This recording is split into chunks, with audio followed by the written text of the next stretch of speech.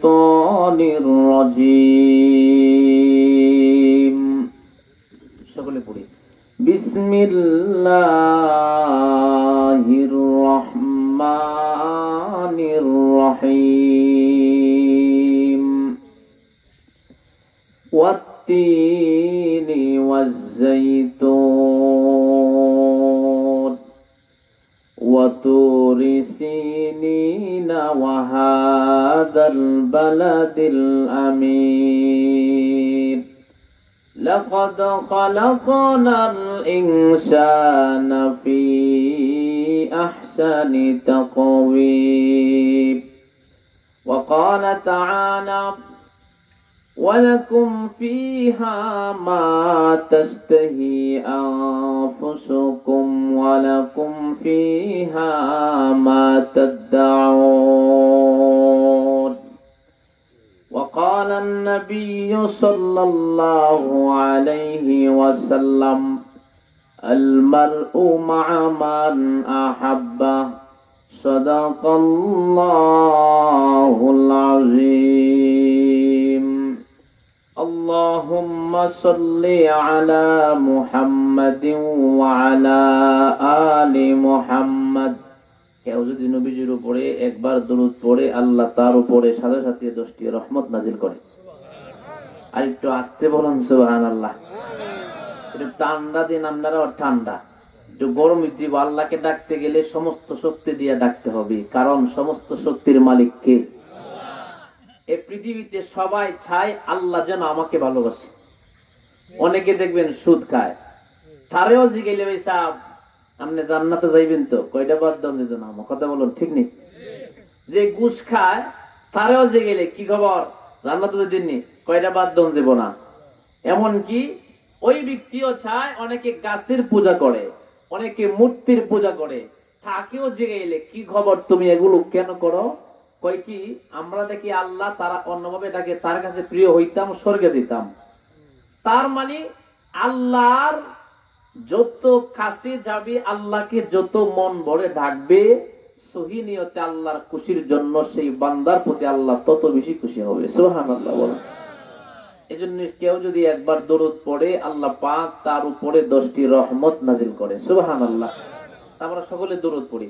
আল্লাহুম্মা সাল্লি আলা মুহাম্মাদিন ওয়া আলা আলি মুহাম্মাদ كما صليت على إبراهيم وعلى آل إبراهيم إنك حميد مجيد بلغ العلا بكماله كشف الدجى بجماله حسنت جميع خصاله صلى একটু জিকির করি লা ইলাহা ইল্লাল্লাহ লা ইলাহা ইল্লাল্লাহ লা ইলাহা ইল্লাল্লাহ লা ইলাহা লা ইলাহা ইল্লাল্লাহ লা ইলাহা ইল্লাল্লাহ লা ইলাহা ইল্লাল্লাহ মুহাম্মাদুর রাসূলুল্লাহ সাল্লাল্লাহু আলাইহি ওয়াসাল্লাম। সকলে আল্লাহকে হাত তুলে আমরা দেখাই, আল্লাহ তাআলাকে আমরা দেখাই, হাত তোলেন। আমাদের মালিক কে? চরশিবপুর বড় নয়াপাড়া মরহুম হাফেজ আব্দুল কাদের ফি সাহেব রহমতুল্লাহ আলাইহির স্মরণে দোয়ার আয়োজন। সভাপতি সাহেব জনাব মোহাম্মদ আব্দুর রহিম ব্যাপারী সাহেব, জনাব মোহাম্মদ মিরাম ব্যাপারী সাহেব, যিনি আমার আগে আলোচনা করতেছিলেন, আপনাদের এলাকার অন্তরের মানুষ হযরত মাওলানা রহমতুল্লাহ সাহেব দামাত বারাকাতুহুম।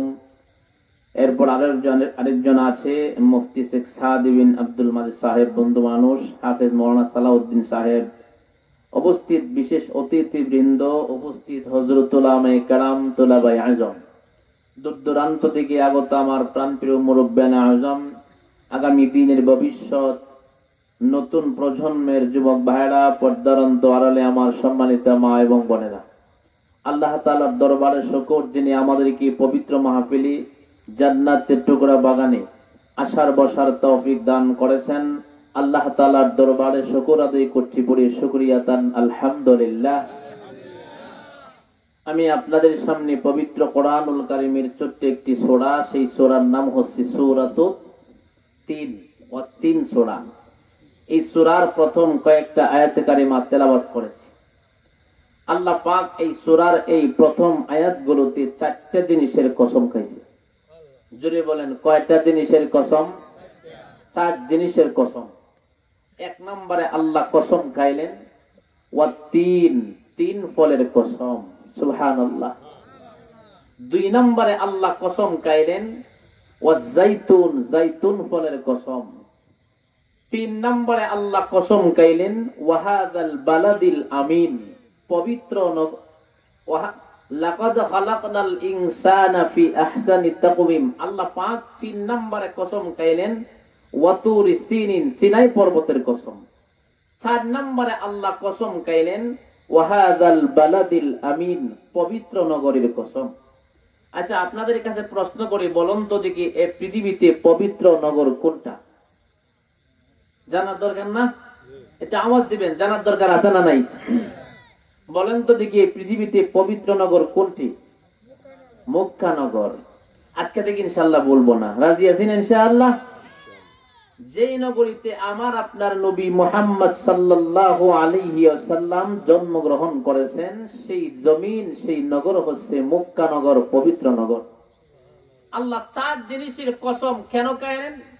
আল্লাহ গুরুত্ব বুঝাইতেছেন মানুষদেরকে। আল্লাহ পাক বলতেছেন চার জিনিসের কসম করে। আল্লাহ বলেন লাকাদ খালাকনাল ইনসানা ফি আহসানি তাকওয়িম।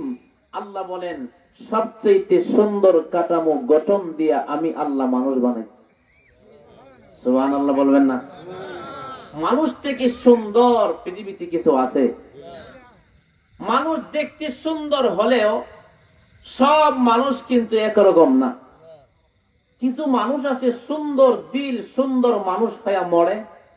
আর কিছু মানুষকে লেবাসে দেখতে সুন্দর দেখা যায়, কিন্তু অনেক মানুষ আছে তারা অমানুষ হয়ে মরে। কথা বলুন না কেন? যেমন এই যে আপনাদের বুজুর্গ চলে গেছে, তার জন্য কান্না করেন, ঠিক না? এজন্যই তো কবি বলেন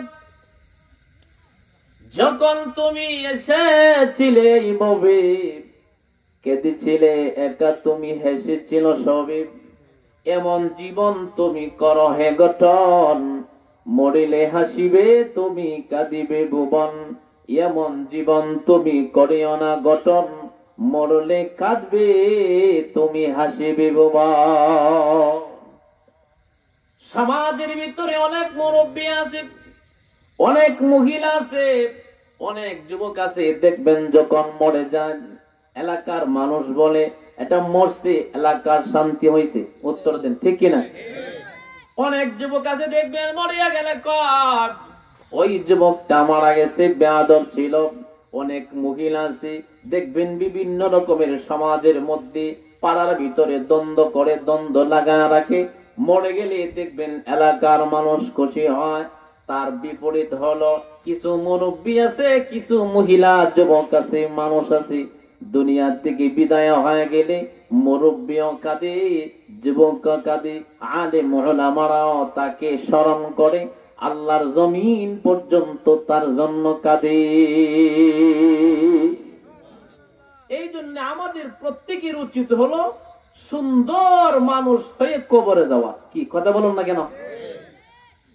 5 ওয়াক্ত নামাজ পড়ে শুধু আল্লাহর কাছে পেয়ারা হওয়া যায় না। কথাটা কি বুঝতেছেন?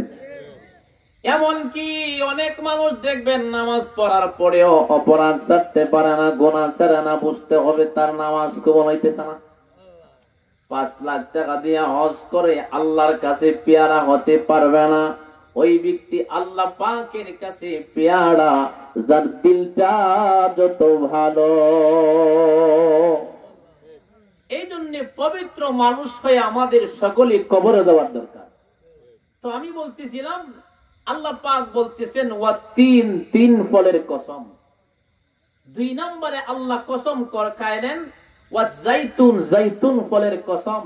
3 নম্বরে আল্লাহ কসম খাইলেন ওয়াতুরি সিনিন, সিনাই পর্বতের কসম। 4 নম্বরে আল্লাহ কসম খাইলেন ওয়াহাদাল বালাদিল আমিন, পবিত্র নগরীর কসম।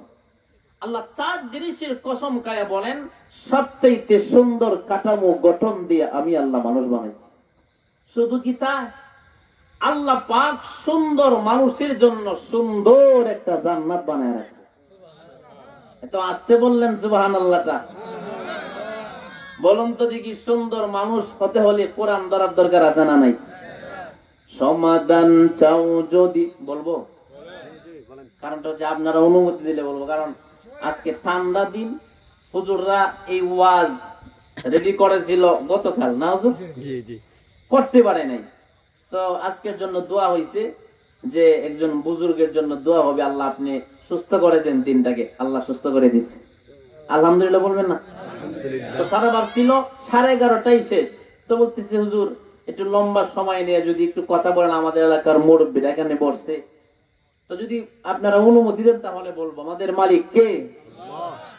সমাধান চাও যদি জীবনে মরণে, ফিরে যাও খুঁজে নাও চোখ রাখো কোরআনে, তবেই পাবে সুখ শান্তির ঠিকানা, তবেই পাবে সুখ শান্তির ঠিকানা, যদি মেনে নাও তুমি মনে প্রাণে সমাধান। সমাধান চাও যদি জীবনে মরণে, ফিরে যাও খুঁজে নাও চোখ রাখো কোরআনে। এত চির অম্লান চির মুক্তির ডাক, এ যে মহাবাণী কুদারি কালামে পাক। এত চির অম্লান চির মুক্তির ডাক, এ যে মহাবাণী কুদারি কালামে পাক। এই দুনিয়া আর সেই দুনিয়া, মুক্তি পাবো সবই দু জাহানে সমাধান। আল্লাহু আকবার। এ বাণী সকলের নয় শুধু মুমিনের, যারাই চলবে মেনে ফল পাবে কোরআনে। এ বাণী সকলের নয় শুধু মুমিনের, যারাই চলবে মেনে ফল পাবে কোরআনে। গড়ে বড় হকি বা রাষ্ট্রে বলো, অশান্তি দূর করে শান্তি আনে সমাধান। সমাধান চাও যদি জীবনে মরণে, ফিরে যাও খুঁজে নাও চোখ রাখো কোরআনে। তাহলে আল্লাহ পাক মানুষকে সবচাইতে সুন্দর কাঠামো গঠন দিয়ে আল্লাহ বানাইছে। কি গণ, মানুষের চাইতে সুন্দর কিছু আছে? আল্লাহ পাক সুন্দর মানুষের জন্য সুন্দর একটা জান্নাত বানায় রাখছে। সেই জান্নাতটা কত বড় আর জান্নাতটা কেমন, তার বর্ণনায় বলতে পারবো, শেষ হবে না। আল্লাহ নিজে কোরআনে বলে, ওয়ালাকুম ফিহা মা তাশতাহি আনফুসুকুম ওয়ালাকুম ফিহা মা তাদউন,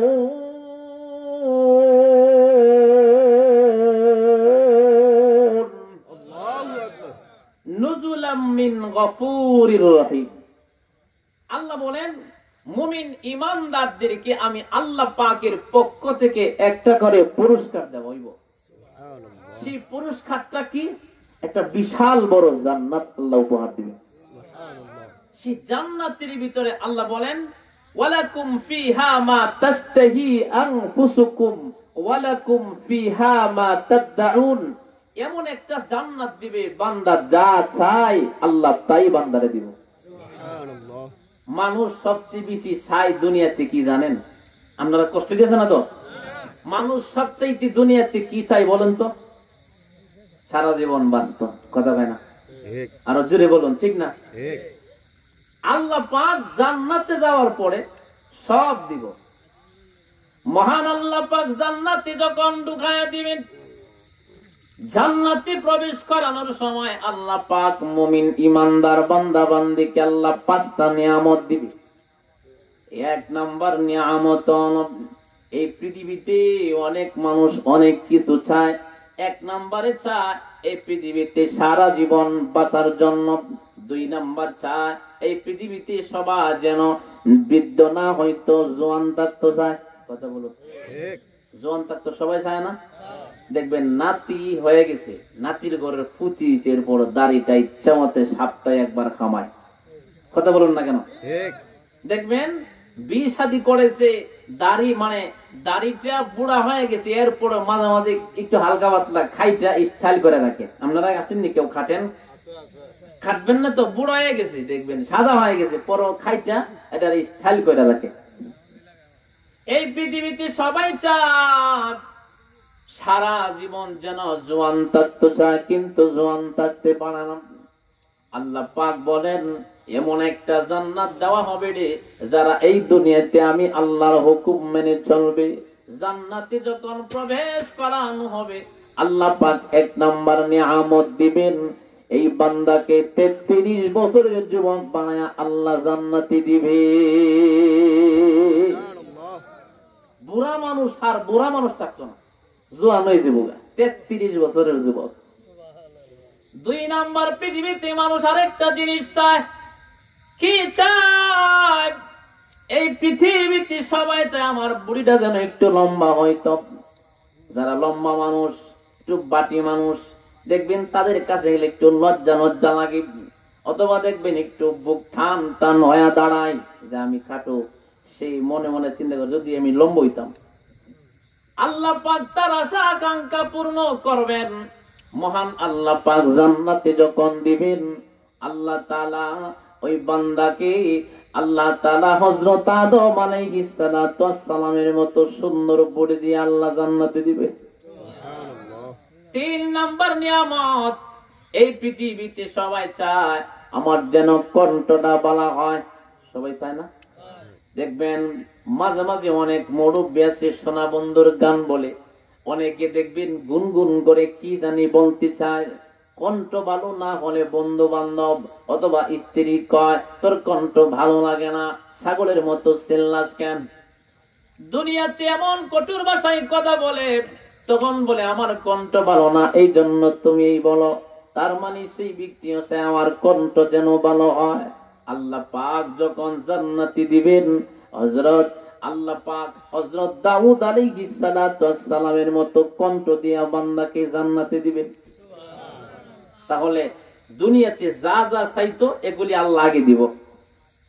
4 নম্বর হলো এই পৃথিবীতে সবাই চায় আমার যেন চেহারাটা সুন্দর হোক, এমনকি সে ব্যক্তিটা সুন্দর হতে চায়।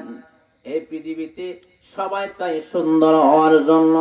আল্লাহ পাক এমন সৌন্দর্য দান করবেন, হযরত ইউসুফ আলাইহিস সালাতু ওয়াস সালামের মতো সুন্দর রূপ দিয়ে আল্লাহ জান্নাতে দিব। 4 নম্বর নিয়ামত। এখন 5 নম্বর নিয়ামত, এটা কোনটা? 5 নম্বর নিয়ামত, এই পৃথিবীতে সবাই চায় সারা জীবন বাঁচতে। ঠিক কিনা? আরো জোরে বলুন, ঠিক না বে ঠিক? সারা জীবন বাঁচার জন্য মানুষ চায়, কেউ চায় না মরতে। এখানে যদি কাউরে বলা হয় তোমারে এই বাঞ্ছারাম বড়তো ভাই শিবপুরের একজন ভালো অবস্থানে দেওয়া হইব, দেখবেন এই দুনিয়াতে অনেক যুবকরা কয় আমি যদি হেতেরে না পাইতে মরে তুমি একটা হামি জগৎ এটা ফার্ম, জীবনও মরতো না। কথা বলুন, ঠিক না? এটা একটা ফার্ম, এটা বলে দেখেন জীবনও মরতো না। তার মানে এখানে কেউ মরতে রাজি না, সবাই চায় দুনিয়াতে বাস্তব। সুন্দর পৃথিবী ছেড়ে চলে যেতে চায় না এ মন, তবু চলে যেতে হয়, তবু চলে যেতে হয়। ঠিক না? জোরে বলুন। এই পৃথিবীতে সবাই চায় বাঁচার জন্য, কেউ থাকতে পারে না। যেমন বনি ইসরাইলের জমানায় একজন মহিলা মানুষ, তার একটা নাতনি হয়েছে, খুব সুন্দরী একটা নাতনি, বাচ্চা একটা নাতনি হয়েছে। তো নাতনির দিকে তাকায় বলতেছেন আল্লাহ তুমি আমার এমন সুন্দর নাতনি তুমি আমারে দান করছো আমার এই পরিবারের মধ্যে, তো আমি তো বুড়া হয়ে গেছি, তো আমার হায়াত আর কয়দিন আর আছে, আমার হায়াতটুকু আমার নাতনির আমি দান করে দিচ্ছি। কথাটা কি বুঝতেছেন? হায়াতটা নাতনিরে দান করে দিছে। এক প্রজি যখন দান করে দিল, তো ওই এলাকায় একটা ষাঁড় গরু মাঠের মধ্যে এক লোক, কৃষক লোক দিয়ে গেছে ঘাস খাওয়ার জন্য।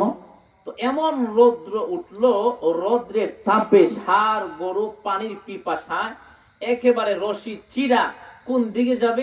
মহিলার দরজা দিকে গেছে। দরজার সামনে যাইয়া জোরে জোরে দরজার মধ্যে আঘাত করতেছে। তো মহিলা মনে করলেন যে মনে হয় কেউ আসছে, দরজা খুলছে, কইলা দেখে ছক দুইটা লাল লাল খালা গরু, বড় বড় শিং। তো মহিলা মনে করছি যে আজরাইল পড়ছে। মহিলা কয়, আল্লাহ আমি তো এমনি কইছিলাম যে আমার নাতনিরা হায়াত দিয়ে দিছি, আল্লাহ তুমিও বিশ্বাস করে আজরাইল বাড়াই দিছো। তার মানে মুখে বলছি, অন্তরে বলে নাই যে আমি আমার হায়াতটুকু আমার নাতনিরে দিয়ে দিছি। এই জন্য পৃথিবীতে সবাই চাই বাঁচতে, কেউ বাঁচতে পারে না। মহান আল্লাহ পাক দুনিয়াতে বান্দাটা চাইতো সারা জীবন বাঁচত। আল্লাহ পাক জান্নাতে যখন প্রবেশ করাইবেন, মহান আল্লাহ পাক 5 নাম্বার যে নিয়ামতটা দিবেন, এমন একটা জীবন দিবি তার কোনদিন মরণ হবে না। তো এই জন্য বলতেছিলাম সুন্দর মানুষ হইয়া কবরে যাওয়ার দরকার। একটা মানুষের যদি সুন্দর মরণ হয়ে যায়, তার দুনিয়া থেকে বিদায় হওয়ার পরে আর কোনো টেনশন নাই। যারা পবিত্র দিলওয়ালা, মরণের সময় আল্লাহর পক্ষ থেকে ফেরেশতা চলে আসে। ফেরেশতারা এসে বলেন, আল্লাহ তাখাফু ওয়া লা তাহজানু ওয়া আবশিরু। জোরে বলুন না সুবহানাল্লাহ। মুমিনদেরকে, ঈমানদারদেরকে আল্লাহ পাকের পক্ষ থেকে ফেরেশতারা এসে বলেন, আল্লাহ তাখাফু ওয়া লা তাহজানু ওয়া আবশিরু বিল জান্নাতিল্লাতী কুনতুম তুআদুন। আয়েশা ফেরেশতারা বলেন, তোমার কোনো চিন্তা নাই, তোমার কোনো পেরেশানি নাই। ওয়া আবশিরু বিল জান্নাতিল্লাতী কুনতুম তুআদুন। জান্নাতের সুসংবাদ দিয়ে বলেন, যেই জান্নাতের ওয়াদা তোমাকে দেওয়া হয়তো, এমন কি যেই জান্নাতের সুসংবাদ, আল্লাহ পাকের জান্নাতের সুসংবাদ দিয়ে বলবেন, তুমি আজ খুশি হয়ে যাও। কবরে যাওয়ার সময় ফেরেশতারা সুসংবাদ দিয়া মুমিনদেরকে আল্লাহ পাকের ফেরেশতারা জান্নাতের সুসংবাদ দিয়া মৃত্যুর সময় সান্ত্বনা দিব। তাহলে বলুন তো দেখি, এমন পবিত্র মুমিন কি আমাদের হওয়ার দরকার আছে না নাই? আরো জোরে বলুন, হওয়ার দরকার আছে না নাই? আমরা মুমিন তো দাবি করি ঠিক, কিন্তু অন্তরে পরিপূর্ণ আল্লাহ পাকের ভয় নাই। আজকে বিশ্বের যে কোনো আমরা তাকাইলে দেখি মুসলমান নির্যাতিত, অবমানিত, পদদলিত। আজকে মুসলমান কোরআন ছেড়ে দিয়েছে, বড় বড় টিভি ঘরে ঢুকাইতেছে। মুরব্বী চাচারা জোরে বলুন, ঠিক নেই? আগে দেখতাম মুসলমানের গোট থেকে সকালবেলা কোরআনের আওয়াজ বাহির হতো। আজ বর্তমানে আমরা দেখতে পাই মুসলমানের গোট থেকে ডান্সের আওয়াজ বাহির হয়। কি কথা বলুন না কেন? আজকে কোরআন আমরা ছেড়ে দিয়েছি, অথচ সাহাবীদের জমানা ইতিহাস তালাশ করে দেখুন, আজকে মুসলমান নির্যাতিত। ওই সময় মুসলমান সংখ্যা ছিল কম, আল্লাহ পাক মুসলমানদেরকে সর্বস্থানে বিজয় দান করছে। জোরে বলুন না কেন? আরো জোরে বলুন, ঠিক কিনা? এই যে দেখেন, ফিলিস্তিন মুসলমানদেরকে হত্যা করে ফেলতেছে, শহীদ করতেছে। গাজাবাসীদেরকে একেবারে ঘর বাড়ি সব ধ্বংস করে দিচ্ছে। আমরা বাংলাদেশের মুসলমান চেষ্টা করলে কি হবে যাওয়ার জন্য, ব্যবস্থা তো হচ্ছে না। অথচ গাজার আশপাশ, ফিলিস্তিনের আশপাশ অনেক মুসলমানের সবাই চুপ হয়ে বসে রয়েছে। অথচ মহান আল্লাহ পাক মুসলমানদেরকে সব জায়গায় বিজয় ঘোষণা করেছে। সুবহানাল্লাহ বললেন না? আল্লাহ নিজে বলেন, ওয়ালা তাহিনু ওয়ালা তাহজানু ওয়া আনতুমুল আ'লাউনা ইন কুনতুম মুমিনিন।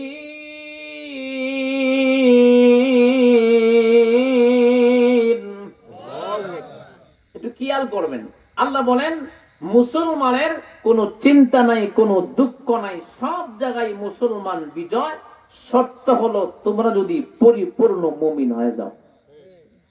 আমরা পরিপূর্ণ মুমিন তো এখনো হতে পারি নাই, অথচ নারায়ে তাকবীর, আল্লাহ